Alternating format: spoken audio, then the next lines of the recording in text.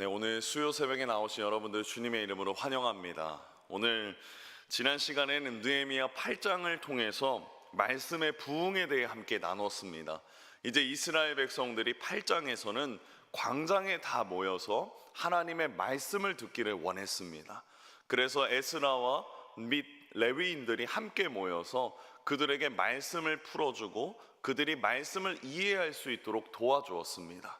그리고 그들 안엔 말씀으로 인한 회개가 일어났고, 그 회개가 일어나고 나서 그들은 하나님의 말씀을 더 자세히 알기를 원했습니다. 그래서 더 자세히 알기를 원했을 때 그들이 가장 먼저 지킨 절기가 무엇이었습니까? 지난 화요일에 나눴던 초막절이었습니다. 초막절은 곧 하나님을 기념하고 기억하는 절기입니다. 그러니 이 절기 속에서 오로지 기억되어야 될, 그리고 가장 기념되어야 될 한 분은 하나님이었다라는 것을 우리가 지난 시간에 함께 나누었습니다. 그리고 느헤미야와 에스라가, 레위인들이 이렇게 그들에게 선포했습니다. 여호와를 기뻐하는 것이 너희의 힘이니라. 우리 함께 10절 말씀 후반절만 합독하겠습니다. 여호와를 인하여 기뻐하는 것이 너희의 힘이니라 하고. 그렇습니다. 하나님을 기뻐하는 자는 하나님의 말씀을 기뻐합니다. 마치 사랑하는 사람의 말을 듣고 기억하는 것처럼, 그리고 가슴에 새기는 것처럼 하나님을 사랑하는 사람은 하나님의 말씀을 사랑하고 기뻐합니다. 그러니 저와 여러분 안에 그 기쁨이 사그라들지 않기를 축복합니다. 늘 하나님의 말씀을 사모하시고 기뻐하시고 사랑하는 저와 여러분이 되기를 주님의 이름으로 축복합니다. 오늘 본문인 이 느헤미야 9장은 이스라엘의 긴 역사를 기도문의 형식으로 단 한 장으로 정리했습니다. 여러분 한번 생각해 보십시오. 여러분이 지금 몇 년을 사셨는지 저는 정확히 모르지만 내가 살아온 이 몇 년의 시간을, 몇십 년의 시간을 한 장, 이 A4 용지 한 장으로 압축한다면 여러분 어떻게 압축하시겠습니까? 아마 이 A4 용지 한 장으로 압축한다면 내가 인생을 살면서 가장 중요하게 생각했던 것을 아마 거기에 기록할 것입니다. 그리고 그 과정 속에는 고민과 생각의 연속일 것입니다. 이처럼 개인의 한 인생도 한 장으로 압축하는 것이 쉽지 않은데 이스라엘 민족의 역사를 단 한 장으로 압축한다? 그것은 더 어려운 일일 것입니다. 그러므로 오늘 우리가 함께 이 느헤미야 9장을 살펴볼 때 눈여겨봐야 될 한 가지가 있습니다. 다음 자막과 같이 그들의 결심이라는 거죠. 이스라엘 백성들이 어떤 결심을 하는지 우리는 이 느헤미야 9장 속에서 반드시 발견하고 살펴봐야 합니다. 우리가 8장에서 봤듯이 이스라엘 백성들은 하나님의 말씀 속에서 자신의 죄를 깨달았습니다. 그 죄가 어떤 것이었습니까? 과거 이스라엘이란 그 나라를 잃어버려야 됐었던 이유, 그들이 바벨론과 페르시아의 포로로 끌려갔어야 됐었던 이유, 그들이 자유함의 몸을 입어서 이 땅에 돌아왔음에도 불구하고 아직도 어려움 중에 거하는 이유, 그 이유가 무엇입니까? 이스라엘 백성들이 하나님의 말씀을 지키지 않았기 때문이라는 것입니다. 그리고 그들은 이제 하나님 앞에 철저하게 회개합니다. 그리고 그 회개 속에서 이들은 가만히 있지 않습니다. 말씀의 부흥을 경험한 이스라엘 백성들은 하나님의 말씀을 더 자세히 알기를 원했습니다. 그러면서 에스라와 그리고 느헤미야와 특별히 더 나은 그 하나님의 일들을 하는 레위인들에게 더 자세히 하나님의 말씀을 알려달라고 말합니다. 그리고 그곳에서 다시 한번 그들은 이제껏 없었던 기쁨을 회복하게 됩니다. 그리고 이제 이들의 모습을 보십시오. 말씀의 부흥과 회개가 일어났을 때 이제 느헤미야 9장에선 그들의 결심이 일어납니다. 저와 여러분이 오늘 이 말씀을 살펴볼 때 이들의 결심을 배우고 이들의 결심을 다시 한번 살펴보는 시간이 되기를 축복합니다. 오늘 본문 1절 말씀 우리 함께 합독하겠습니다. 그달 스물나흔 날에 이스라엘 자손이 다 모여 티끌을 무릅쓰며, 여기서 가장 먼저 이 1절 초반절에 기록되어 있는 그달 스물나흔 날에라고 말하는 것에 주목해 주시기 바랍니다. 이달 그달이 언제인가? 그것은 초막절을 지켰던 7월을 의미합니다. 그러니 7월 24일 스물나흔 날에 그들은 함께 모였습니다. 이날은 어떤 절기도 아니었고 8장에서 나오는 초막절과 같은 기념일도 아니었습니다.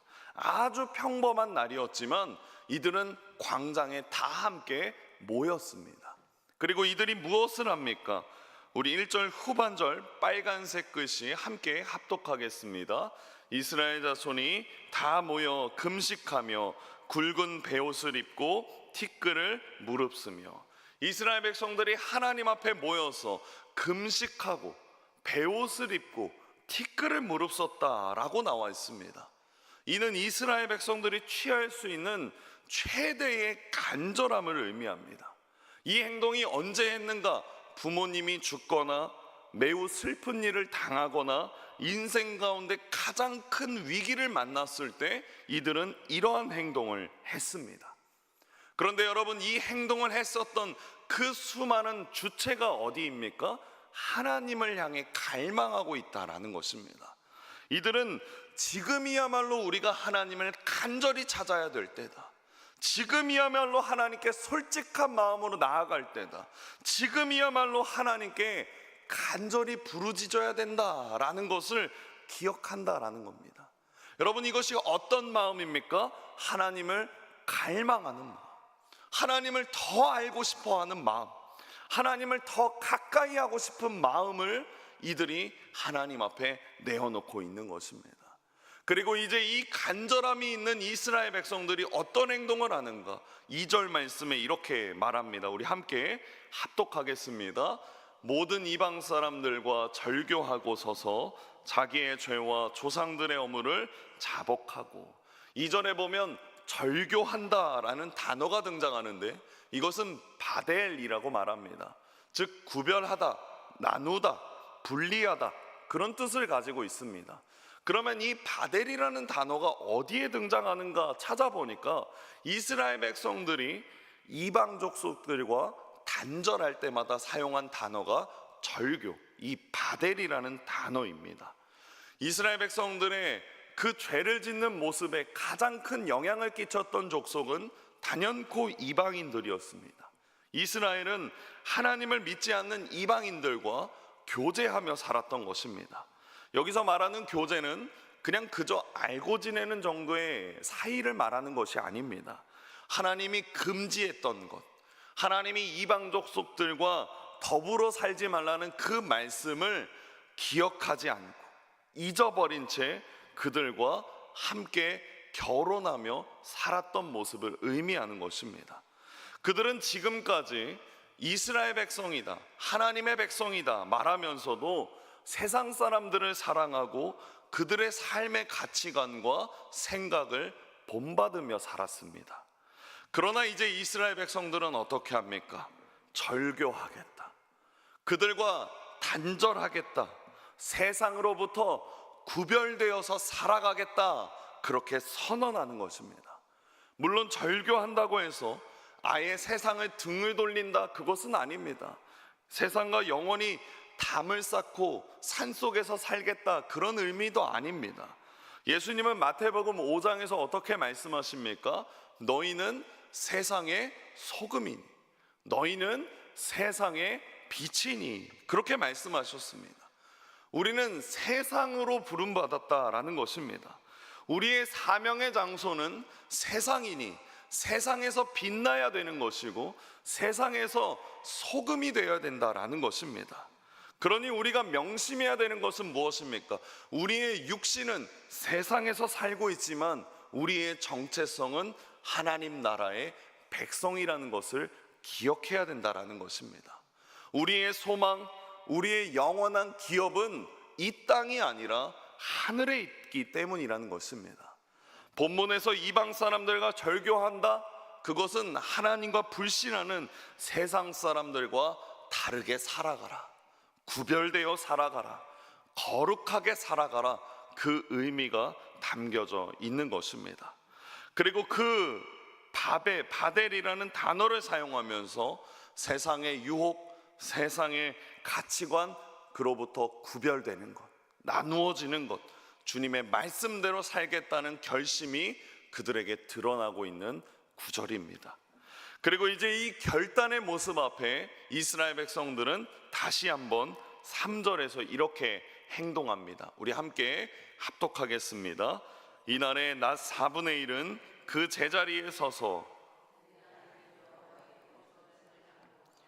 낮 4분의 1은 죄를 자복하며 그들의 하나님 여호와께 경배하는데, 여기서 이제 낮 4분의 1이 등장하지 않습니까? 이것은 낮 4분의 1, 즉 3시간을 의미합니다. 여러분, 3시간을 제자리에 서서 하나님의 말씀을 들었고, 그 다음 3시간은 무엇을 했습니까? 죄를 자복, 즉 하나님 앞에 3시간 동안 회개했다라는 것입니다. 그리고 이 모습 속에 중심이 누가 있었느냐? 4절에 나오는 파란색으로 표시한 레위인들이었다라는 것입니다. 이들이 누구였습니까? 성전 봉사자였고 이들을 이끌어갔던 지도자들이었습니다. 이들이 하나님 앞에 더 크게 부르짖었습니다. 우리 4절 말씀 함께 합독하겠습니다. 레위 사람 예수아와 바니와 간미엘과 스바냐와 분니와 세레바와 바니와 그나니는 단에 올라서서 큰 소리로 그들의 하나님 여호와께 부르짖고, 하나님을 향한 뜨거운 마음 속에 지도자들이 가장 솔선수범했습니다. 하나님께 회개하고 철저하게 하나님 앞에 하나님 중심으로 살겠습니다 결단하였다라는 것입니다. 그리고 이제 이 결단한 지도자들이 5절에서 이렇게 권면합니다. 우리 함께 합독하겠습니다. 이르기를 너희 무리는 마땅히 일어나 영원부터 영원까지 계신 너희 하나님 여호와를 송축할지어다. 주여, 주의 영화로운 이름을 송축하올 것은 주의 이름이 존귀하여 모든 송축이나 찬양에서 뛰어남이니이다. 아멘. 자신들의 잘못된 모습을 깨닫고 그리고 회개한 그 이스라엘 백성들은 하나님 앞에 올바르게 서기를 결단합니다. 그렇게 이스라엘 백성들이 5절에서 받았던 결단은 무엇입니까? 우리의 모든 입술은, 모든 마음은 하나님을 송축하겠다, 하나님을 찬양하겠다라는 것입니다. 자신들의 결심, 그것을 하나님 앞에 올려드리며 하나님을 찬양했던 것입니다. 여러분, 우리가 찬송가를 보면 작사가, 작곡가가 기록되어 있습니다. 그들은 여러 하나님의 성품들을 감사하며 하나님께 올려드리는 고백을 했습니다. 찬송은 무엇입니까? 자신의 신앙을 고백하는 것입니다. 또한 하나님을 기쁘시게 하는 믿음의 행위 중에 하나입니다. 에베소서에서 바울은 이렇게 말했습니다. 에베소서 1장 3절입니다. 찬송하리로다 하나님 곧 우리 주 예수 그리스도의 아버지께서 그리스도 안에서 하늘에 속한 모든 신령한 복으로 우리에게 주시되. 그렇습니다. 여러분은 하늘에 속한 이 신령한 복이 무엇이라고 생각하십니까? 제가 생각하는 이 복은 단연코 기쁨입니다. 멈출 수 없는 기쁨입니다. 만약에 돈 때문에 기쁘다면 돈이 우리에게 복이 될 것입니다. 그러나 만약에 명예나 권력으로 기쁘다면 그 위치에 있는 동안에만 기쁠 것입니다. 그러나 저와 여러분이 주님으로 인하여 기쁘다면 우리는 영원히 기쁠 것입니다. 기쁨이 왜 복입니까? 기쁨은 만족입니다. 기쁨은 용기를 가지게 해줍니다. 기쁨은 도전을 하게 하고, 기쁨은 기다릴 수 있게 하고, 기쁨은 인내하게 할 수 있습니다. 무엇보다 사랑으로 인한 기쁨은 모든 것을 할 수 있습니다. 하나님을 사랑하기에 기쁨이 충만하다면 그것이 신령한 복이겠죠. 그래서 이 복을 소유한 사람은 이런 고민을 할 것입니다. 다음 자막과 같이 어떻게 하면 우리 주님이 기뻐하실까? 어떻게 하면 우리 주님이 기뻐하실까? 그 고민과 그 생각을 끊임없이 할 것입니다. 인생의 중요한 갈림길 속에 있을 때 내가 이 길을 선택하면 주님이 기뻐하실까? 내가 저 길을 선택하면 주님이 기뻐하실까? 오로지 그 삶의 모든 선택은 하나님이 기뻐하시는 것으로 선택하게 된다라는 것입니다. 여러분, 사랑에 빠진 사람을 생각해 보십시오. 상대방에게 어떤 선물을 주면 좋아할지, 손편지를 쓰면 좋아할지, 꽃을 사주면 좋아할지 누가 시키지 않아도 그 사람의 기쁨을 위하여 그 사람은 마땅히 고민합니다. 생각합니다. 그리고 행동합니다. 여러분, 예수님을 떠올려 보십시오. 예수님은 하나님과의 관계에서 기쁨이 무엇인지를 분명히 보여주셨습니다. 하나님은 이렇게 말씀하셨습니다. 마태복음 3장 17절 말씀입니다. 우리 함께 합독하겠습니다. 하늘로부터 소리가 있어 말씀하시되, 그렇습니다. 하나님은 예수님을 보며 내 기뻐하는 자다라고 말씀하셨습니다. 예수님은 하나님의 기쁨이었습니다. 그리고 예수님은 하나님께서 예비해 두신 기쁨을 위하여 기대하시며 십자가의 죽음도 기꺼이 순종하셨습니다. 히브리서 12장 2절에 이렇게 말합니다.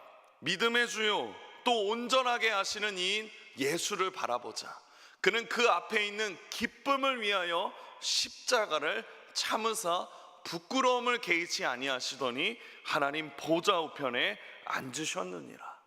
주님은 그 기쁨의 복을 먼저 누리셨고 우리에게 이제 그 기쁨을 함께 나누어 주길 원하십니다. 여러분, 건강한 신앙생활을 하시길 원하십니까? 하나님의 거룩한 백성으로서 이제 결단하기를 원하십니까?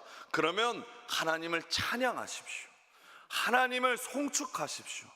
오로지 내 삶에 있는 모든 삶의 고백이 하나님을 향하여 있기를 주님의 이름으로 축복합니다. 그러나 이 찬양이 진정한 찬양이 되기 위해서는 우리는 가장 먼저 우리의 죄를 하나님 앞에 회개하여야 합니다. 그러므로 여러분, 이제는 마땅히 우리가 회개해야 될 때입니다. 진실로 마음을 열어서 하나님 앞에 겸손하게 무릎을 꿇고 죄를 쓰는 그 회개가 우리 안에 가장 먼저 일어나야 합니다. 틀림없는 한 가지 사실은 하나님의 약속, 하나님의 말씀은 얼마든지 우리 안에서 보여지는 역사가 된다라는 것입니다. 오늘 우리가 사는 이 세상은 어떻습니까? 죄가 만연한 세상이요, 정말 많은 범죄들이 일어나고 윤리적으로 도덕적으로 모든 것이 죄 때문에 무너져 있는 이 시기입니다. 그러나 이때 주님은 주님의 통로가 될 한 사람을 찾고 계십니다. 요한복음 15장 5절에 주님은 이렇게 우리에게 권면해 주십니다. 나는 포도나무요 너희는 가지라. 그가 내 안에 내가 그 안에 거하면 사람이 열매를 많이 맺나니 나를 떠나서는 너희가 아무것도 할 수 없습니다. 여러분, 이미 주님께서 열매의 근원이 되시는 뿌리를 내려주시고 든든하게 우리를 지지해주고 계십니다. 세상이 아무리 죄가 많다 할지라도 우리는 그저 예수님 앞에 붙어 있으면 됩니다. 그러니 저와 여러분이 예수님 앞에 붙어 있을 수 있는 가장 큰 행동이 무엇입니까? 하나님 앞에 철저하게 회개하십시오. 이 회개가 일어날 때 우리는 그 앞에 결단하고 결심하게 될 것입니다. 이스라엘 백성들과 같이 우리에게 그러한 회개, 그러한 결심의 행동들이 일어나기를 주님의 이름으로 축복합니다. 말씀을 맺겠습니다. 오늘 본문 이 느헤미야서에 기록된 이 결심의 내용들, 말씀들, 여전히 오늘날에도 우리가 지켜야 될 말씀입니다.